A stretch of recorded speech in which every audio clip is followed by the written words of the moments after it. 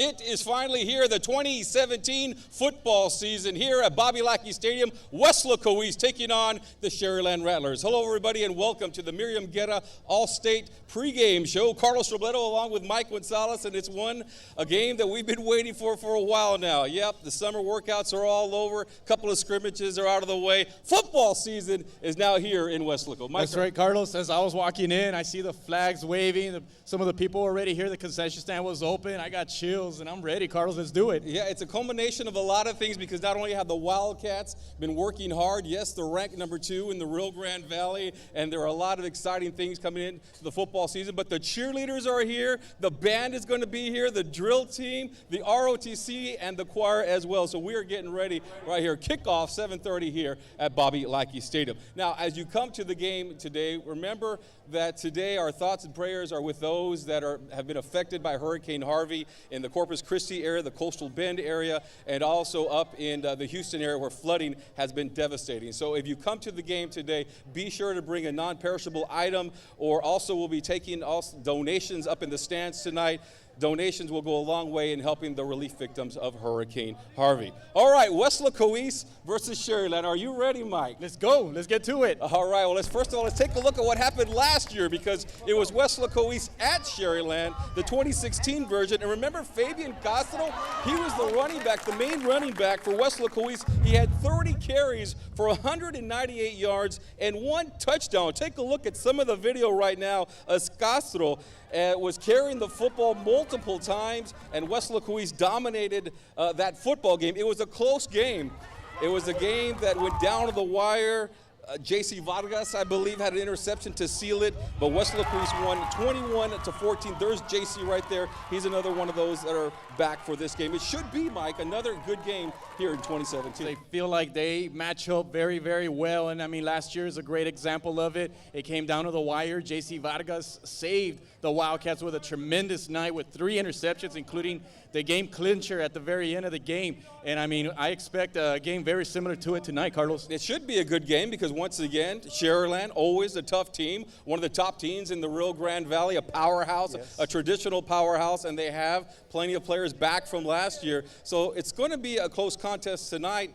What kind of offense do they bring? They like to pass the ball around, don't they? Doesn't Sharyland? Well, they do, Carlos. They also like to run the football. I mean, they have playmakers on that team. And I mean, yeah, they have about 5 returners from last year's squad on offense. And so I think Coach Ranadam expects his team to score some points.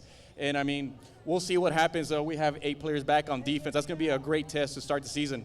Now, Weslaco East, now, once again, they're loaded, you know, with lots of players. Some top seniors are coming back, but also you have the top 3 players, the big 3, we like to call them, Lefevre and J.C. Vargas, and then, of course, Roy Pedraza, the MVP player from a year ago. Yeah, Roy Pedraza, almost 2,000 yards last year, is back, much bigger, much stronger, and he was hoping faster. We're going to find out tonight. You got J.C. Vargas, the X factor of this team, who can do it all from a receiver to a quarterback to a safety to a corner to a punt returner. I mean, he does it all on special teams. And then you have Richard Lefevre, a 3-year starter, who looks better. He looked really sharp in the scrimmages. Carlos throwing for about 70% against Donna North and Brownzo Lopez, and looks terrific in the pockets. Looks so much more confident now his senior year. What's going to be interesting is that, you know, Lefevre has looked good.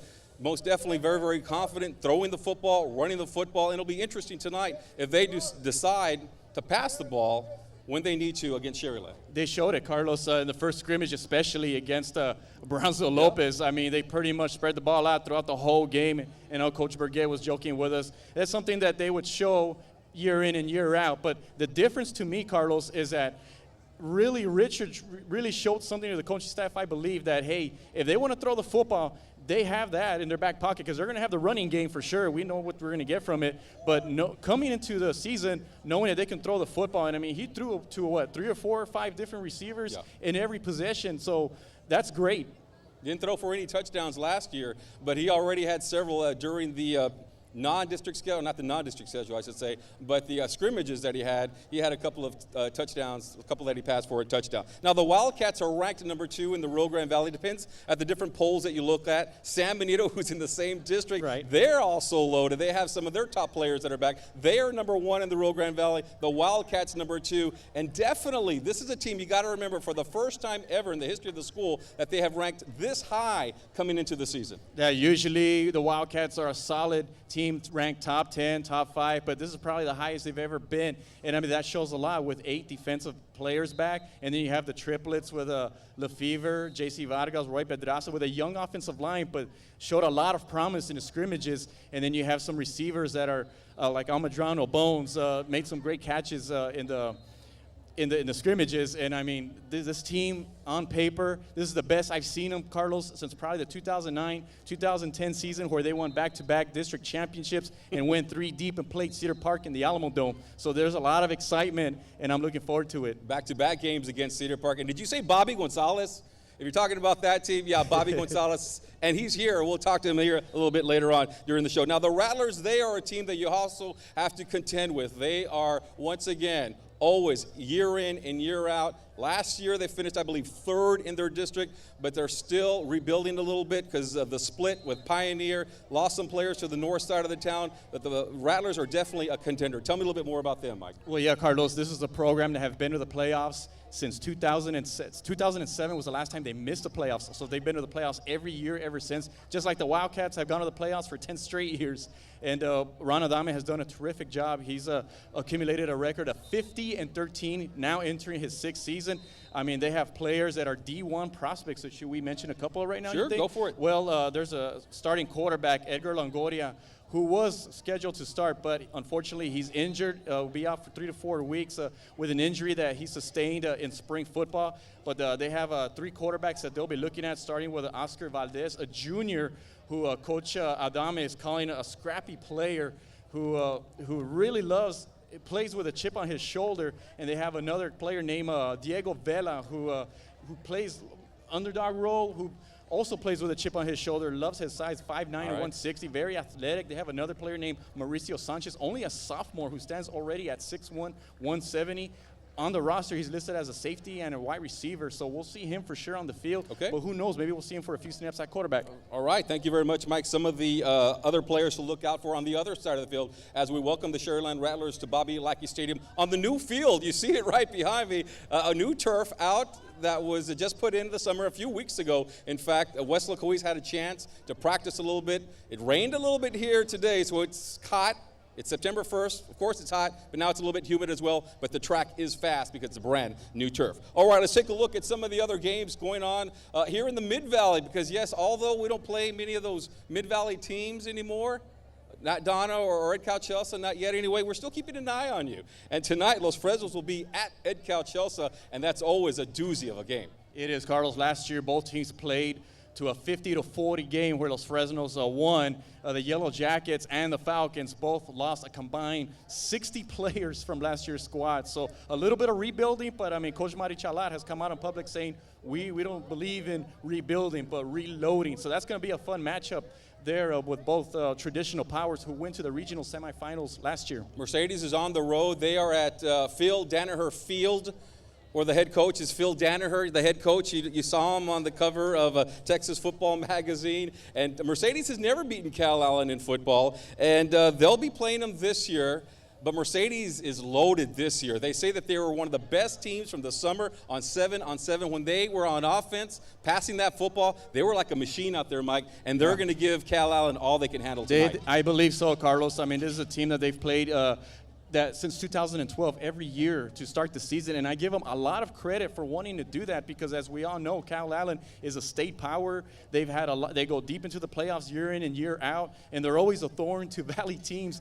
But the Tigers bring back 16 players, Carlos, out of 22 in positions that are seniors. So that's a senior-laden team led by Ron Adame III at linebacker, and they have a lot of weapons on offense. And so I expect this to be a close game, Carlos, and don't be surprised if Mercedes can pull out a win.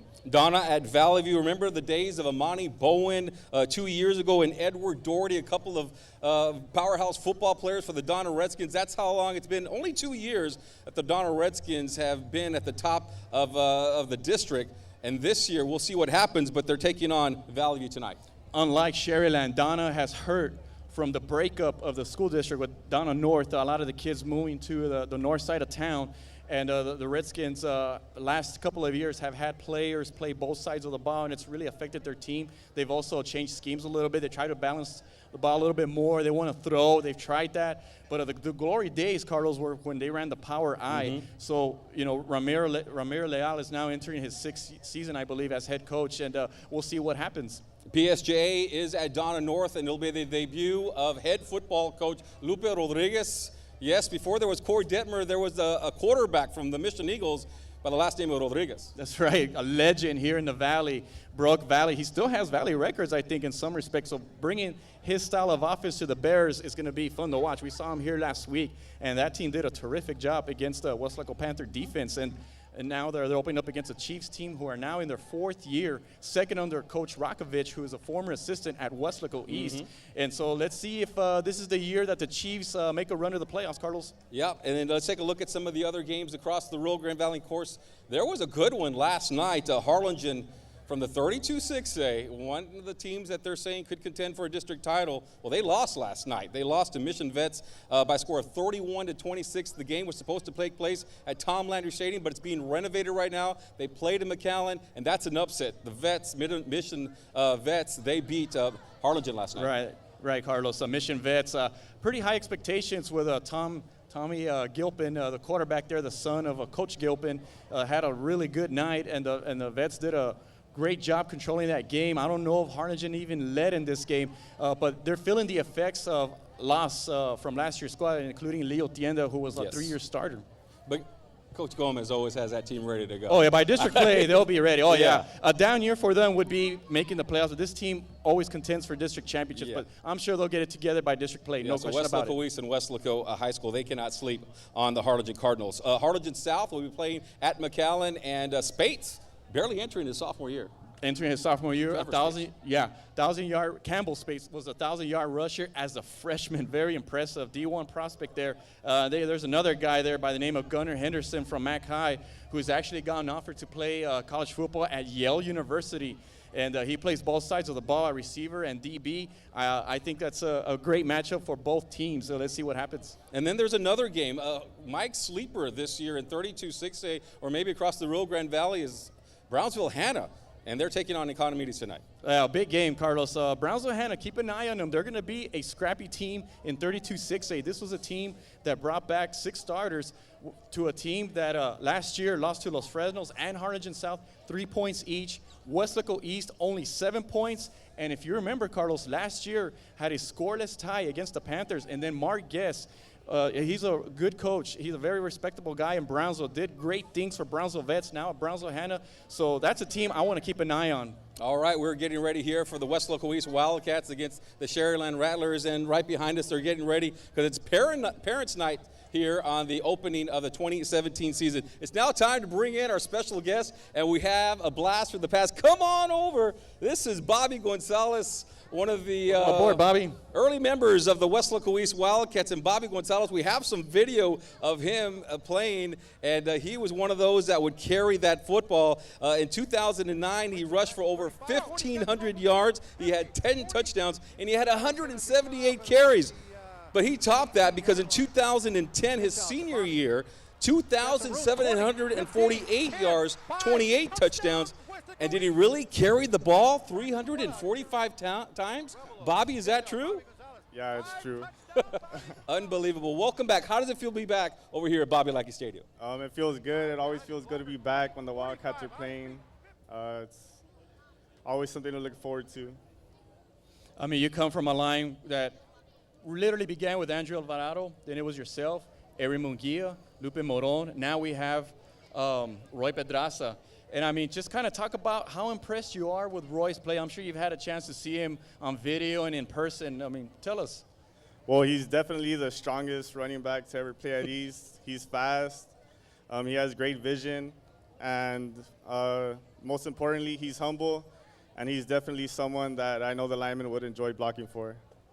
How does it feel to see the legacy continue on with the Wildcats? You were here 2009, 2010. You guys, went 3 deep into the playoffs, back-to-back years against Cedar Park. And now these guys, they have an opportunity to do that. But the success has continued over the years since your time in 2010. It's great to see them succeed. And hopefully they can do better than we did. Yep. Hopefully go 10-0, go past the 3rd round, because that's always the ultimate goal. Always aim for the sky. As I mentioned earlier, Bobby, to me, this team on paper is the best since probably your teams of 2009, 2010. Would you agree with that assessment? I mean, how deep they are and everything? Oh yeah, they're definitely better than we were. I mean, they got JC, Roy, Lefevre. They got Fred on defense. They got Freddie, a running back that's pretty good. And they definitely have some depth to make that long playoff run.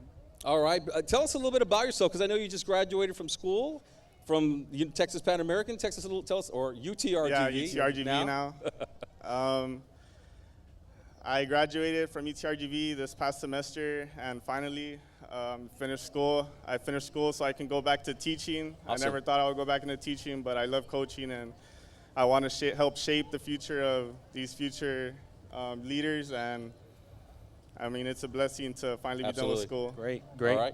All right, well, there you go. Bobby Gonzalez is here, and we're getting ready for Parents' Night here at Weslaco East. It's going to be a big game. Thank you very much, Bobby Gonzalez. You can go ahead and sit tight right there. We're about to wrap it up. Tonight we'll have the post-game show, remember, right here on KWES on Facebook, and also right here live at the stadium. So get ready for that game. But it is the opening of the 2017 football season. Sharyland here in the house, taking on the Weslaco East Wildcats. For Bobby Gonzalez, Mike Gonzalez, I'm Carlos Robledo. We'll see you after the football game.